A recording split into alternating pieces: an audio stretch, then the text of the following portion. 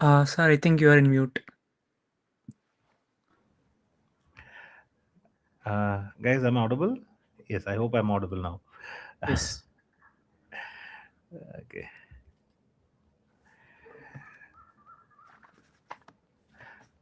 Okay, guys. So, first of all, I welcome you all for the session. So, I hope you already met Harini Kesh, so senior software engineer at Queenway, and also he's our alumni. So, is everything is clear? Yes, yes, yes. Yes. Okay, guys. So, before starting our weekend, so we are going to start with the interesting session. So, that's going to be Java 25 and Lab. So there's no other good person who can explain you about these topics because Harinikesh uh, is the leader of Tamil Nadu Java users group. So right now he's heading it, and he's a part of a whole Java users group. Right now he has a connection from all over the world, and he has attended various sessions, and he has taken various sessions for a lot of corporates and other colleges also. So he's your alumni, so he's here to help you with understanding this Java 25 features. So I hope this session is going to be is very useful for you. So utilize it, and if you have any queries, you can always post it in the chat, so which will be reflected in the comment, so that we can able to help you on clearing the doubts. So first of all, I welcome you, Hari. So over to you, Hari. Yeah. So you can take up the session.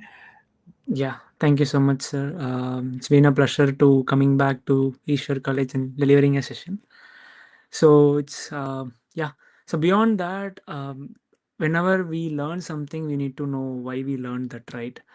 And periodically, many programming language emerged, like Rust, and lot of programming languages is now been booming due to AI as well. And nowadays, most of the people is not even considering the programming language, only consideration of solving the problem and all these things. But today, why still Java? It's been like more than uh, 25 to 30 years. Java is still in the market. Do you know why? Because in early stage, Java acquired a place where all the programming languages struggled. C++, all these languages struggled in a specific way, where Java gave a solution to that particular problem, which emerged in that particular period of time. Now all the programming language seems to be well performing right now, and many people even have a confusion of choosing what programming language to what. And today we will see about Java and how it evolved so far in this industry. And now in this session, we will only explore about the new Java. So previously we had a syntax and we had a protocol for Java, and this is how a Java need to be written. And now the people, the Java developers and the Java core team, they brought up a new syntax, introduced a new syntax in Java programming language to make the Java more high level, so that any people whoever trying to learn Java, let them learn it very easy and faster. So that is the main aspect of bringing up new features in upcoming Java versions. And I will just take you to a tour of what are the things has been evolved and what are the things that we can look into to improve our syntax in our Java. So I didn't answer you why Java, right? So Java, most of the companies use enterprise Javas right now. So the vacancies and all the requirements for the Java is still there, and most of the, like, comparatively, we cannot tell exactly with the performance and all these things. But most of the projects which is in the industry is being developed in Java programming language. So that's why still Java is there, and we are also still learning Java, and we also trying to build more application in Java, right? So previously we had a hurdle of having the syntax memorized and all these things to be handled in a way of perfect object oriented programming language, but now they're giving us a little liberty over structural and development as well. So let's see what it can hold, and let's see what are the things, what are the syntax that it can be it is there. So let me turn off my camera so that the bandwidth is little low, so when I share my screen it will be little more accurate. Okay, let me share my screen.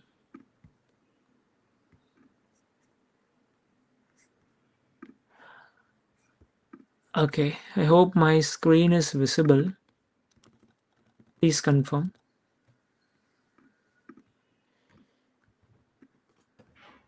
Yes, sir, your screen is visible. So, previously, right? Previously means before Java 25, the version 25, we usually do a thing like we always create a class, and as per the protocol in Java, everything need to be written inside a class, right? Even the starting public static void main, right? Even this we need to write down as a starter code. And for printing hello world, we have a syntax like system dot out dot println, and we print this hello world, right? So this is the older version of syntax. So which Java till Java 24 it supports this kind of syntax. Going forward, Java 25, they brought up a new portion where all this in things like creating class and handling this core starter function, everything is being handled within the uh, internal JVM itself. So what happens here is, to the developer, when it comes to the developer, you need not to write classes anymore. You can straight away just put a void main, the similar way that you have in the C programming or any other low level languages. That makes your syntax more readable and easy, as fancy as well. And now again you got stuck with some thing, right? The system dot out dot println. Yeah, still this print statement is again supported in the older version as well and new version as well. So in this particular project, I've been using the Java 25 features to demonstrate the newer features. So how it can be leveraged in the in your day-to-day programming settings. Hari, Yes, sir. Hari, increase the font size because it's a little bit low, if Okay. possible. So Yes, I that, think we and can. also if possible, you can change the theme also to white, so that it will be good for sharing. Okay. Okay. Okay. Understood. Should be Okay, so fine, I right? hope yes, this is good. Okay. Okay, Hari, thanks. Thank you. So again, just we can run this using void main, and Java gives you another liberty, right?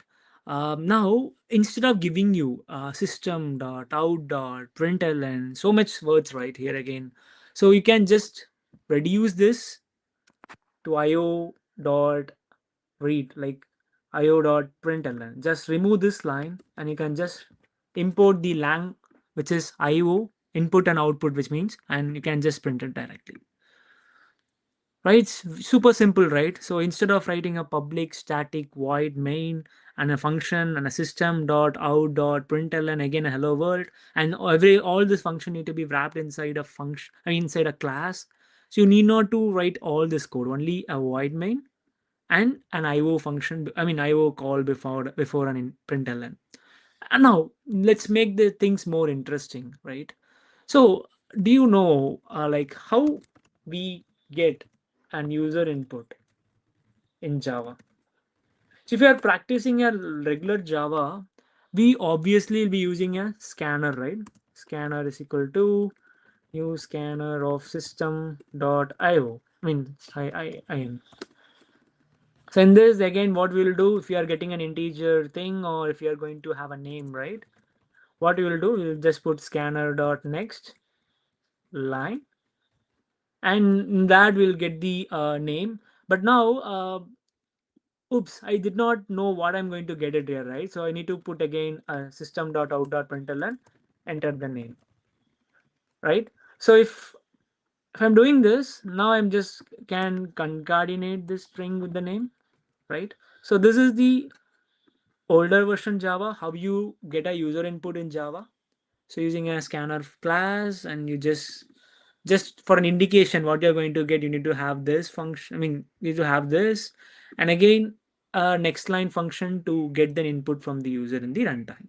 So let's see how it works. We all know how it works, right? It just go and just ask me a name. I'm just going to give Hari, and yeah, boom, hello world Hari. So this is a regular Java what we do actually. But in the newer Java version of 25, you need not to write all this code. You can just, I just comment this for now. All you need to do is just declare a variable, put IO dot, read line. Inside that, you can just specify, enter the name. Just like a Python thing, right? If you know Python, that's fine. But you see that, right? So it's a single line code. You already use 3 lines of code. Now you don't want to instance and scanner object itself, right? And you need to write even the system.out.println to send the to just indicate what you are going to get from the user. All you need is io.readline, where you can just send the prompt what you're going to get, and that's it. The work is done. So now let me run this program, and you're asking for the same thing. You see, similar thing is happening here. Let me zoom a little bit. Okay, similar thing. It's asking a name. Okay, I'm just giving an array. The same output. You see, what has changed, right? The syntax is completely changed. The previous syntax was like this when you get an user input, and now the syntax got changed from this to this. Now, many people are wondering with this because in the older Java, you have a class, right? Let me put an another file just to show you the older Java how it was. Older version Java, right?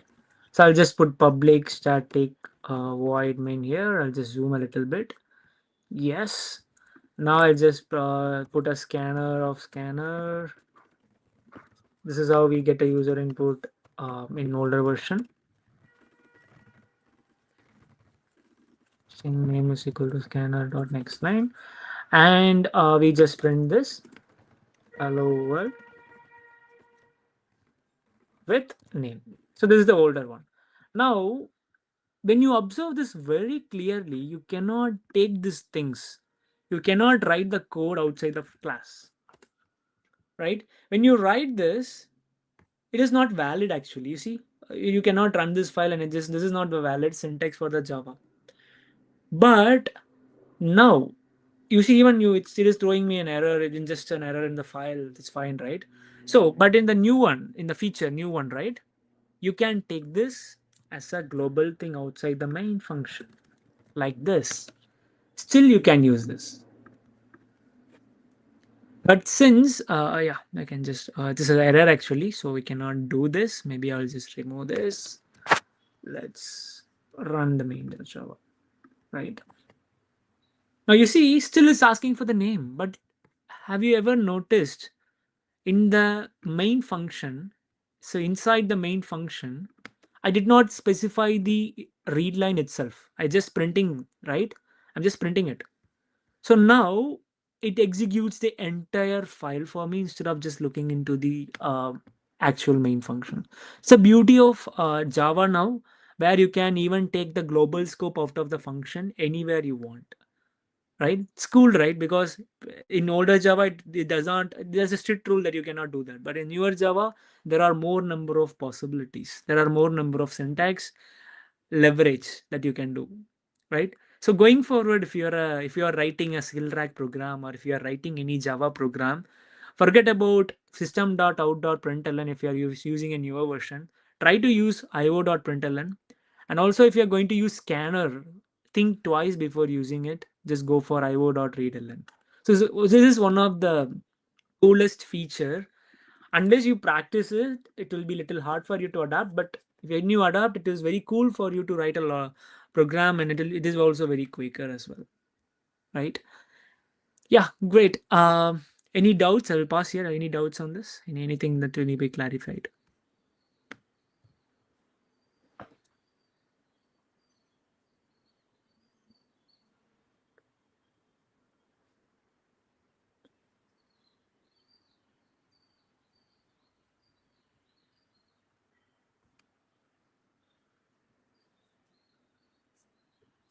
Cool. Then let me go to the next one, right? So there is another other important thing called primitive pattern matching, right? So there is an instance of variable. We all know this keyword, right? Instance of keyword. Okay, in normal Java, when I go for the older version, um, let me remove this. Okay.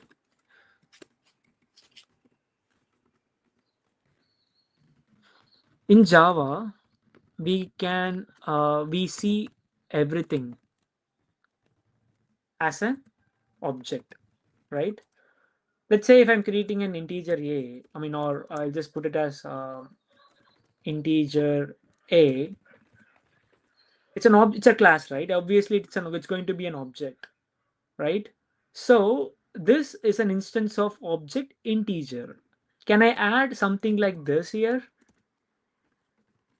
No, right? Because this is an integer object which can only accept the integer. We know that, right?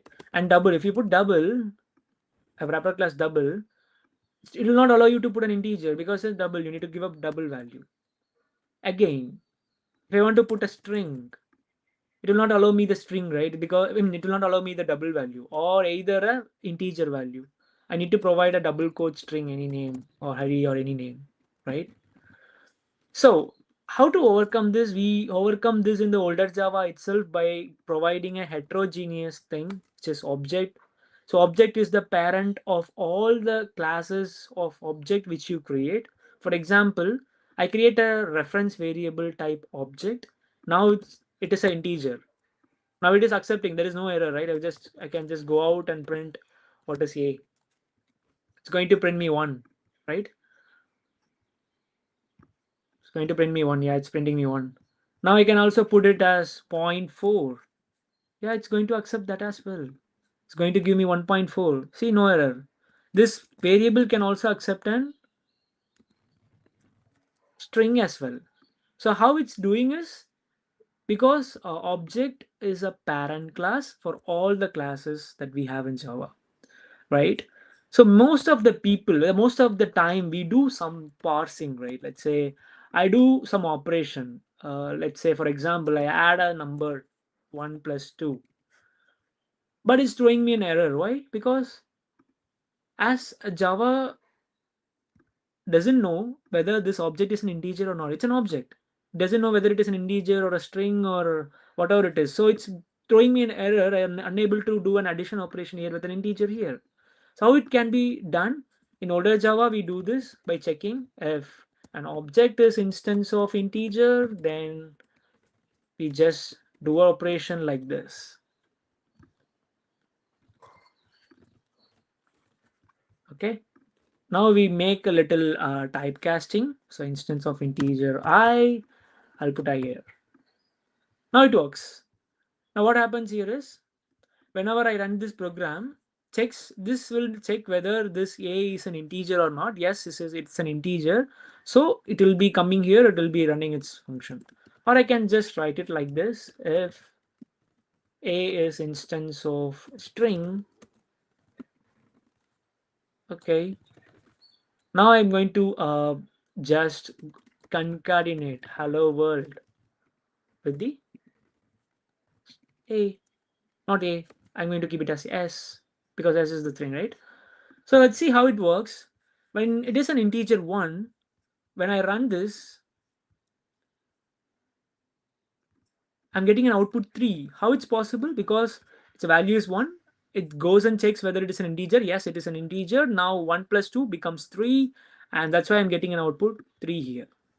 Now let me change this to a string. Okay, let's keep it as Java. Let me run this program. Now you see my output varies a little. Now it's an hello world Java. How it's happening? Because it checks for a condition here, checks whether it is an integer. No, it's not an integer. It comes here, checks whether it is a string. Yes, it is a string. Now it comes and execute this.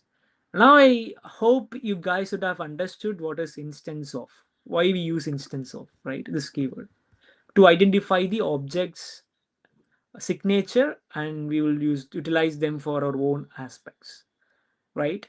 This is an older Java. Whatever you see right now is an older Java. Don't confuse this thing, and just wanted to explain you what is instance of. This is an older version of Java.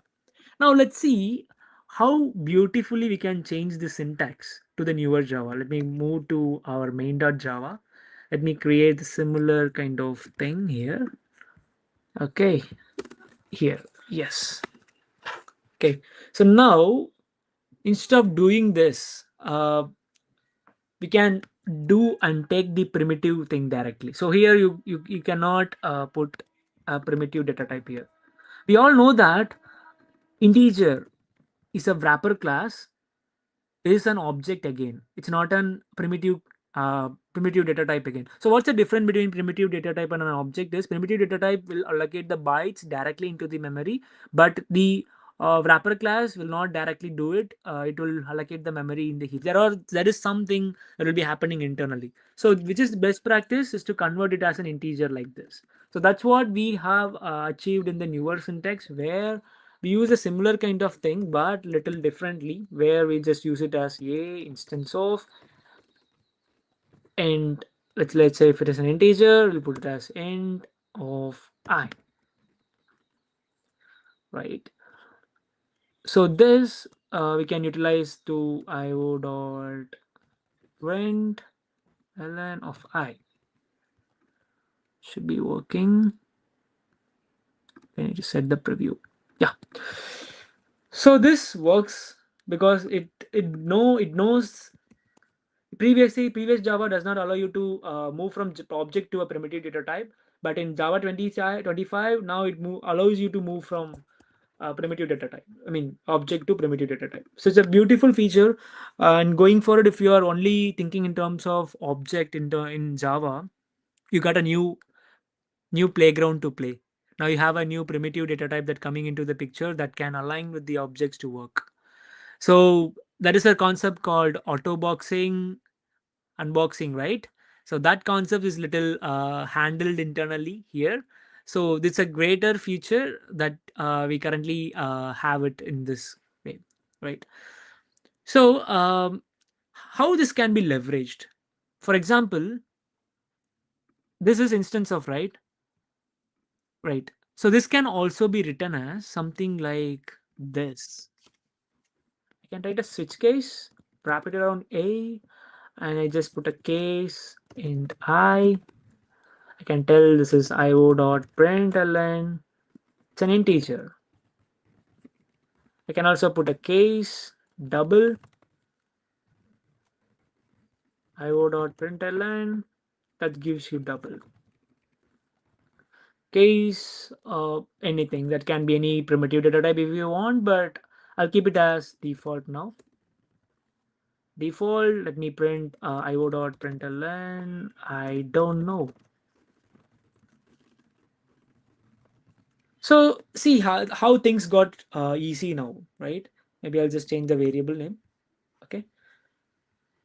This is a local variable, which is if you want you can use that here like this. It's a double and a concatenation that gives you that variable name, and again I can just put a concatenation here.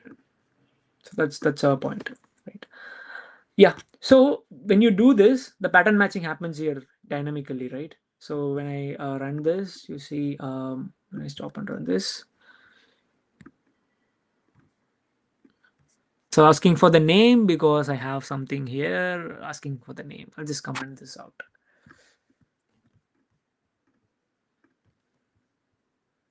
See, it's going for double. If I give for an integer, it again will come for integer. Cool, right? So now this syntax has got introduced in Java 25. Now if you use the same syntax in the older version, it will throw you a compilation error, syntax error. Okay, so the code size has been reduced. This is how the pattern matching now works.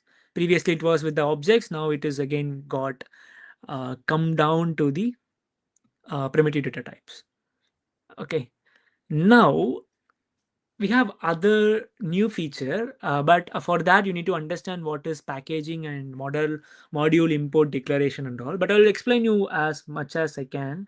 Okay, first, whenever I import a scanner, right, you see something is happening here. It gives me java.util.scanner. Let me bring down the scanner again here. Scanner. Okay, right, it gives me an utility function scanner. So previously how I can do this is I need to import whatever I do here. For example, if I do list, again I need to import the list again. So to reduce the import, let's say if I want to put a map,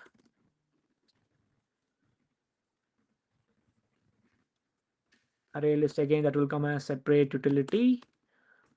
And if I need a map, hash map, right? So it's a new hash map. Now you see there are multiple things got imported automatically by the IntelliJ IDEA, but without this import, let's say I'm removing this imports. What happens? Everything is getting me an error because we need to import it. Only then it knows which module to use. To how to make it so easy for us is we do dot star, right? When you put star, again the error gone, but now the Java internally go and index you the entire utility classes for you, right? So now this same declaration has been optimized in the Java JVM itself to provide you a similar kind of way where you can use syntax like this. Like for example, I'm using a list, right? I'll just bring all the same thing here as well. Okay.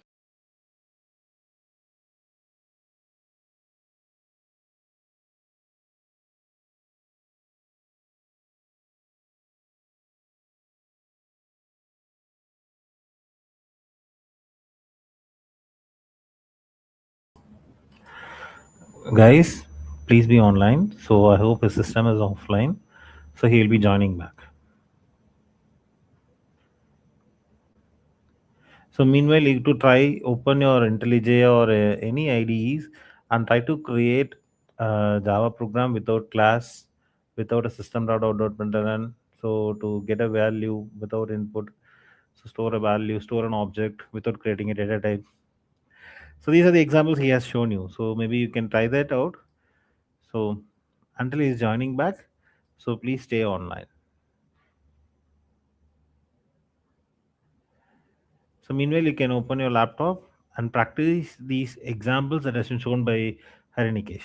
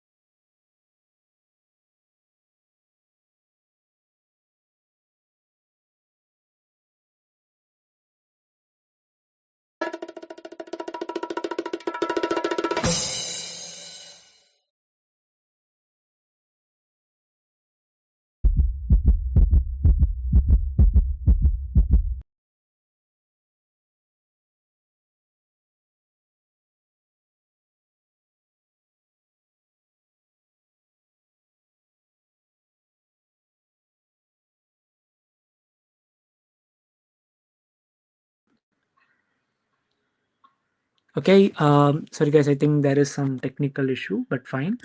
I hope we are the same picture. We'll come back to the code again. Okay. Yeah. So in previous Java, you need to import everything. Let's say if you are just using the list, then you need to import the list. And if you are using a map, you need to import a map. If you are using array list, you need to import array list and all these things, right? Right? So in the newer Java, when you copy this, right, I'm just not going to import anything in the newer Java. I'm just going to use the same. Now you see, I'm not importing anything, but still I can use it. Still I can run this without any error. So that's an advantage that we have with Java 25, the new feature also. And the other thing is, if you are using something inside a class and then you need an import. Let's say if I'm just removing this import, now it's throwing me an error. Now instead of having everything in a single package level, I can directly import module java.base. You see, now all the errors are gone again. So now the pain of importing the libraries is gone in 2020 into in Java 25 after Java 25 version. Now you can import the modules directly instead of every packages. Okay. So any doubts? I will pause here. I'll ask. I'll just ask for any questions. You can post it in the chat if you have any questions.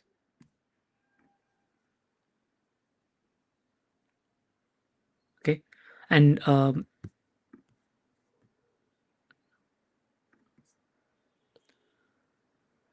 okay, I'll just wait for another 10 to 20, 10 to 15 seconds. If no questions, we'll go for the next feature.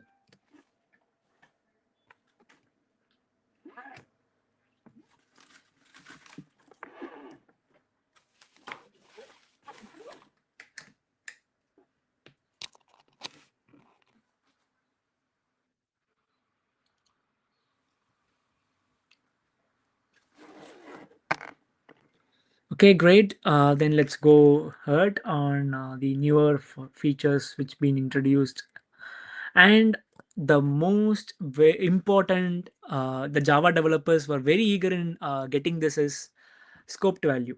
So most of us know what is thread and what are the thread locals, right? Most of us know what is threads at least. So we have thread context and we have a lot of things that going around the threads when you write a Java code, right? So basically there is a class called thread locals. Okay, when you use a thread local, there are many problems, right? So when you thread locals in the older Java, so there are many problems. Like you have this memory leak, and the next problem would be like very hard to clean the code, and doesn't work well with the virtual threads. So if you guys are new to threads, it's not a problem, okay? Because Java has been solving this thread problem for around like years, right? So most of the Java developers were also struggling a lot when you handle a concurrency code in your application. So now it's got more simplified. And if you are new to thread, please go and look into what is thread and what are thread locals, what are thread context, and all these things, because that are very important concepts of Java. And without knowing that, it's very hard you to tell that you are very good in Java in terms of all the aspects. Okay, so now previously we had a problem of thread, memory leaks and thread context switching problems. Uh, for example, let me explain you a small example here. Okay, so there is a variable. Okay, let's assume that's a variable count is equal to 0. Okay, what I will try to do is I will use one thread T1 to increment the count. Okay, I will also use T2 to increment the counter variable. So how to do that?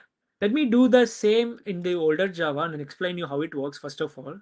So understand how the scope value comes into the picture. Okay, I'll just remove all the code here. I'll just put this. What I'll do is I'll just create a runnable interface T1 is equal to new runnable interface. Inside that, I'm going to keep count plus plus. Maybe I'll just keep a counter variable here. Okay. I'll just take this out. Mark it as static. Okay. Now I'm creating another runnable interface. T2 is equal to new runnable. Again, count plus plus. So if you know Java 8 features, instead of having this inner class, we can just mark it as a lambda function. Okay. So this lambda function can be invoked using a thread. So I can create a thread. This which is very costly, but this is the legacy way of how we create threads. So I'm doing this. Well, pause T1, and again in thread. Okay, this is runnable 1, runnable 2. Okay, T1, so 1. T2 is equal to new thread of R2. Now you see that we have two similar things, so we can remove one and I'll just keep it as R1. So now we have two threads going to execute the same function. Okay, and what I'm going to do is I'm going to run this. Let's say I'm just instead of just incrementing it, I'll just increment multiple times. Let's keep it around like plus plus. Okay, now let's see what happens to this.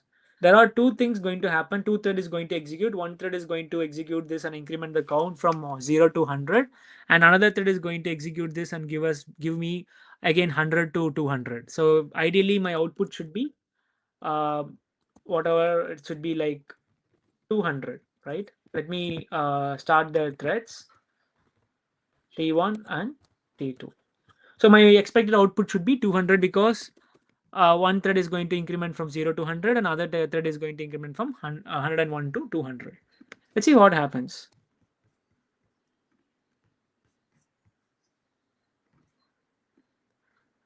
Now you got only 100. Why? Why is happening only 100? I started 2. Okay.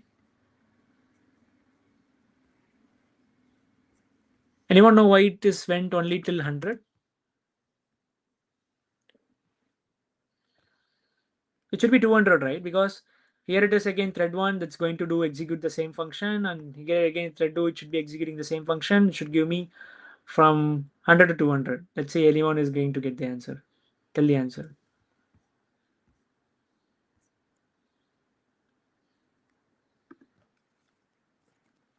So this is the actual thread problem that we have. So this can be overcome in many ways, right? You can just invoke it by just passing it to a you passing it internally with the redundant lock.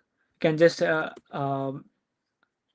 can just create a lock interface, and you can just create a redundant lock. So this is one of the redundant lock. Redundant lock is one of the way that you can do this.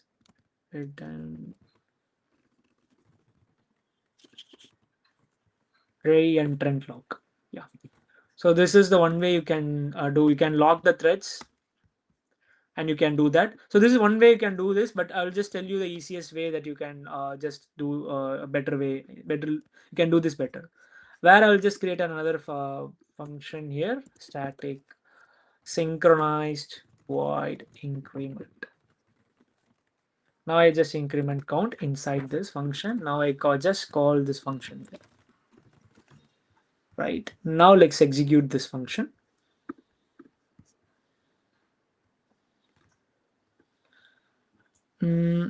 Yes, I think we are making some mistake. We need to identify what is it.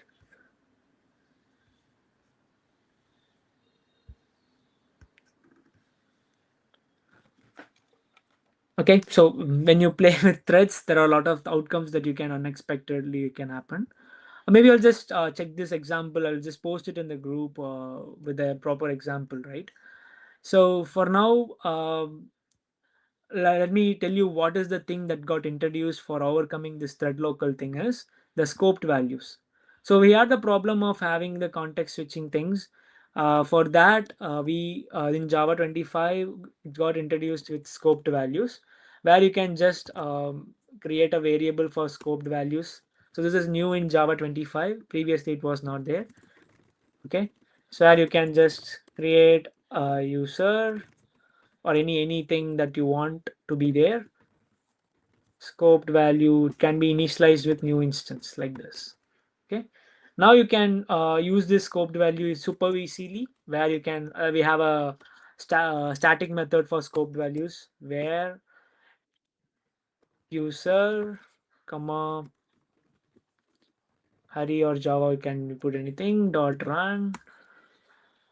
Now you can keep that whatever the asynchronous call here. I can just put user dot get. So this is passing the parameters, and here I'm going to use that. So obviously it's going to give me an output which uh, whatever that I passed there. But think about a network call that you any network call that you are doing here, it will handle it internally. Okay, the scope starts, access it, and removes the memory from the layer without even telling it. But in the previous example, what we are doing here is it will create a memory, and sometimes there is a possibility of memory leak also. So scoped value is one of the best practice nowadays when you use a uh, when you use to develop a Java application in terms of synchronous. So the use cases where in which places we can use this scoped value. So first, you can use the scope value in authentication. So authentication is the a place where you log in, right? So in username password, you give the username password in any application, you try to log in. So what happens in high level? User will provide username and password. When we will hit the backend service will hit the repository, which is the whatever the code that we have in the Spring Boot or repository that goes to database. So this is what the actual application flow. So here you don't want to do any manual cleanup. Scoped value will take care of all the things where you can just put the method query what you want there, and you can just do the operation there. So each scope value has its own memory to handle the call more efficiently, right? So this is another new feature that we have in Java 25, and this scoped value is widely talkable in industry nowadays. Okay, so there are pretty much more features that are available with respect to concurrency, because Java developers, when they develop a programming thing, they are very keen in developing concurrency program, because Java is more specialized in developing concurrent programs. But it's very hard for a developer to look over a concurrency program and solve or debug the problems. And even writing the concurrency program is not super easy. The syntax is very hard and syntax is very longer as well. So in Java 25, the concurrency has made super easy to develop and integrate as well. So previously, as told, right? So instead of creating 10 threads, instead of creating 100 threads, you can now create one scope and you can spawn the task within the scope. That's what exactly the scoped values will also do internally inside the scope, right? So any doubts?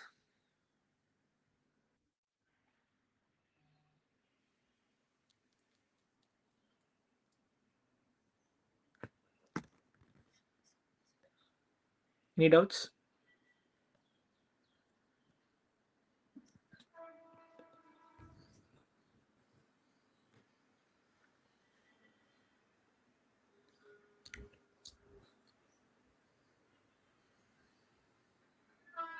Okay, I consider it as no.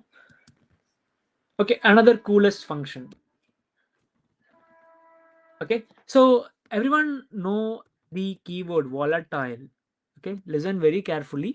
this volatile keyword, if you're a student, it can be asked in an interview for a Java developer. Okay, so what is volatile, what is transient, and what is all these synchronized keywords, and all these things can be asked in interviews. So in you need to know what is volatile first. You need to know why we use it and all these things. So why we go for volatile is to achieve the thread safety.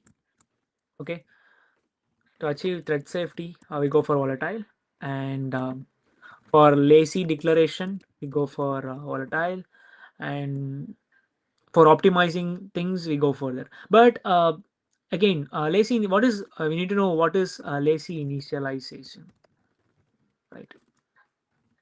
What is lazy initialization? Okay, so there are some scenarios without that particular instance you cannot do anything. For example, if you create a connection for database, right? For a database, connection is mandatory, right? Do you agree? Connection is mandatory. Why connection is mandatory? Because without connection, you cannot query or talk to the database. So connections are very important.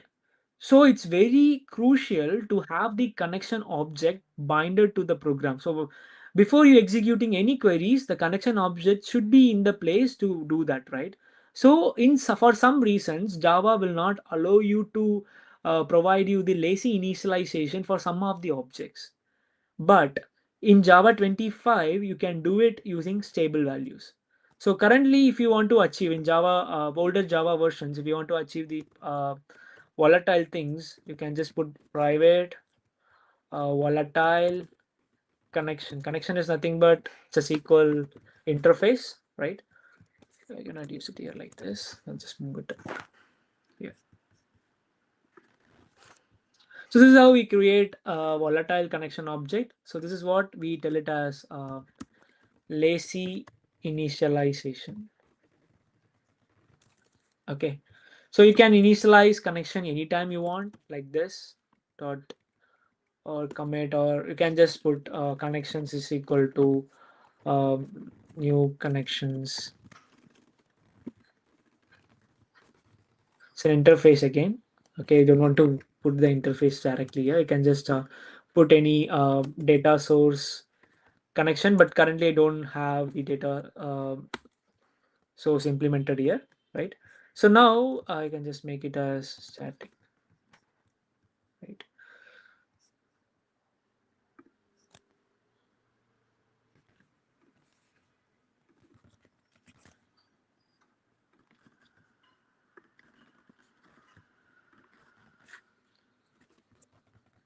So there are multiple ways that you can import data source, but this is how it's going to be, right? You can connect to a database. Currently, I don't have the setup for the database to show you the demo, but this is how we do the lazy initialization. If you try to do something here, connection dot commit something, what happens? It will throw you an error because it will throw you an exception, SQL exception, because connection object is being created after this. So now this can be avoided. This errors can be avoided by just using stable values. You have something called stable values in Java 25, where you can wrap these connections like this, and you can use that of new data source. So this will make sure not to break your system or throw an exception, so that it is always guaranteed that your system will ensure before doing anything in the database, it ensures that connection is stable or not. So that's how the stable value work. The only advantage that we have with the volatile and this is it is way more optimized and thread safe and faster and faster as well. So that is the other thing that we have in Java 25. So there are a lot of things is being introduced in Java 25, and these are the core things as a Java developer that we need to know, right? So internally, the Java team has introduced key secret keys, powerful, strong algorithm, like stronger than RSA, and they also provided us a stronger secret key algorithm. as per the JEB 510. You can go and search for JEB 510, or just take your look here. JEB 510. So key derivation function, this got introduced into Java 25, right? So when you go over this, and I also recommend you to read, yeah.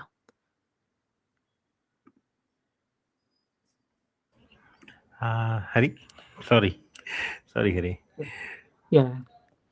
Hari, is there any uh, practice problems or practice tracks which are more specific for Java 25? Practice track means kind of what? Uh, like HackerRank course or CodeChef modules, or is there anything that is more specific for Java 25 plus?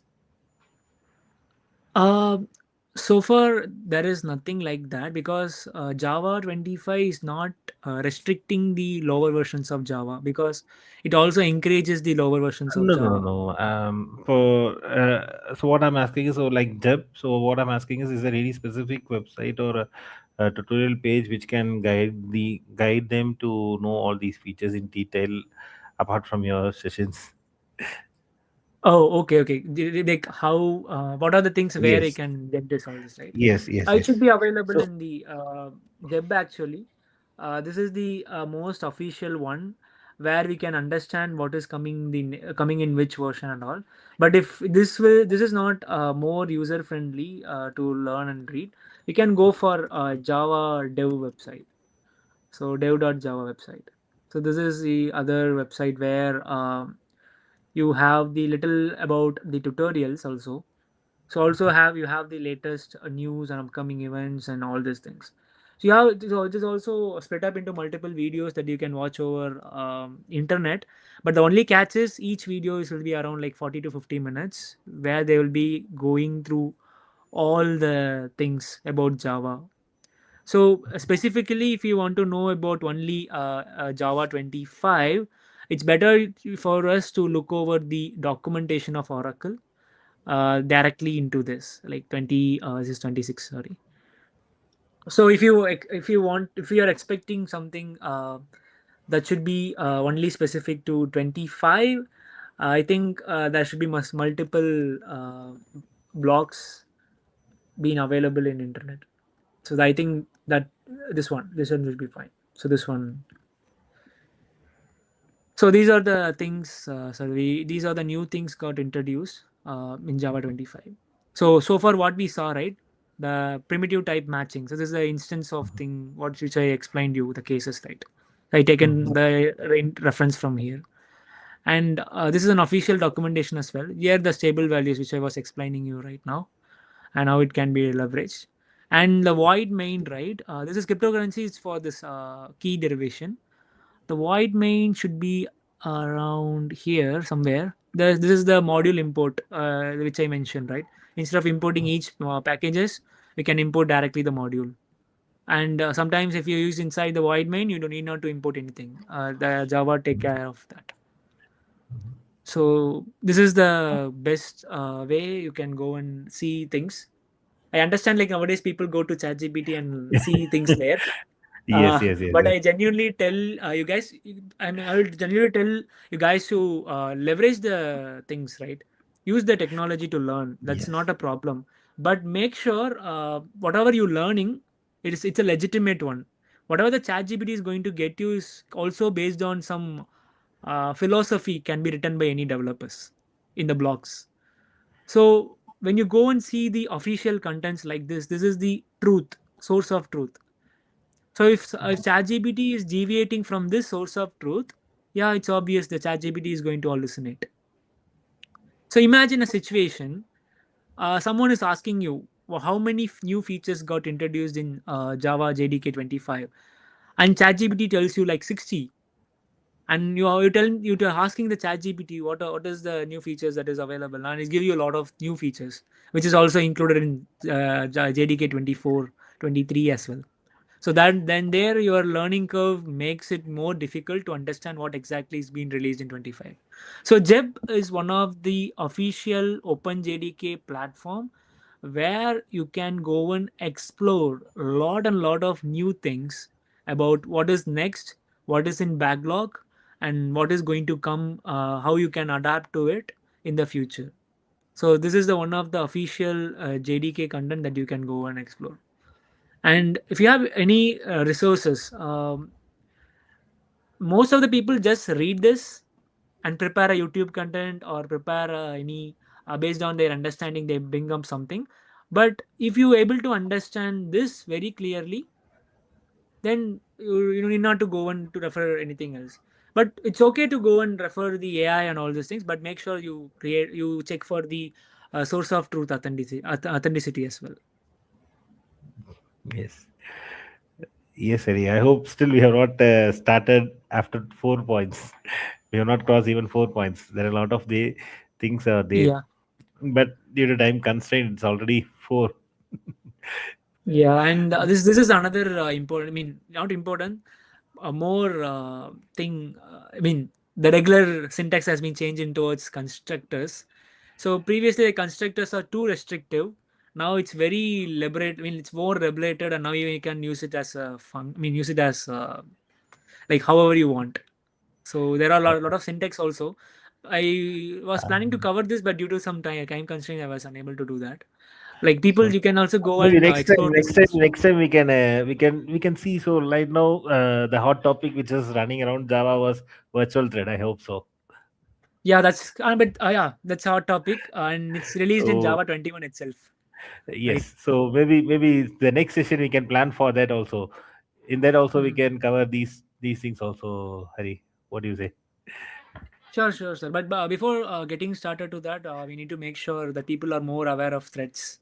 What is Yes, threads and what is fork yes, join yes. tools and all these things. So if that is the case, then we can plan that session on September, because right now they started with first and second, it has been over. So right now they have completed a Java introduction and OOPS concepts introduction. That right now they have completed. So now Okay, they are starting with the OOPS concepts and strings arrays, and the next unit will be of collections, mostly of collections. So post that they'll have that exceptions and threads in fourth unit. okay. So So during once that they able, time, yes, during that time we can plan for virtual thread session, so which will be more useful for them, and also for the all the other participants who are actually appearing for interviews.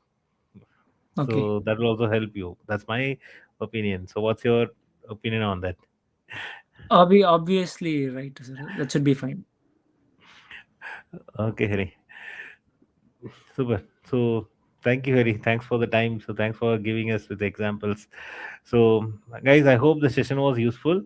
So please try to practice these problems. So if you have any queries or anything, so Hari is always here. So you can always post it in WhatsApp. So his LinkedIn ID is also there. So you can just refer Hari Nikesh Quinbay or Tamil Java user group. So he is the first person who comes up. So yes, Hari. I Thank you. think I think they can just go and search it in internet itself. Yes. Thank you, Hari. Thanks for the Yeah, time. thank you. Thank you. Thank Thank you. you Thank you. all for attending. Thank you all. So Bye. let's See you meet in the again. next session. Sure, sure. Maybe I'll just planning someday in person. Maybe let's see Sure, how it sure, works. Sure. sure, Hari. Sure. Thanks, Hari. Thanks.